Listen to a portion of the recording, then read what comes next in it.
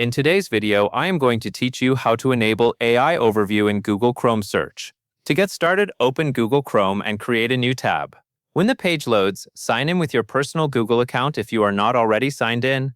After signing in, look through the list of available experiments on the Search Labs page. You want to find the option labeled AI Overviews and More, or in some cases, AI Mode.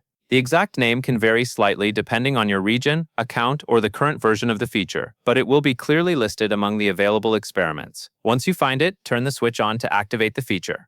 After that, Google may apply the change right away, or it may take a short moment to fully update.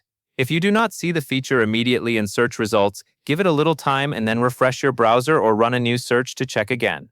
A helpful tip here is to make sure your Chrome browser is up to date.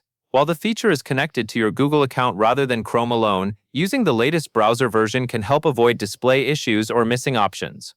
It is also worth knowing that some experimental features are not available to every user at the same time, so availability can depend on location and account eligibility. Once the switch is enabled, you can begin using Google Search as usual. When the feature is active, you may start seeing AI-generated overview results for certain searches. That covers everything you need to know.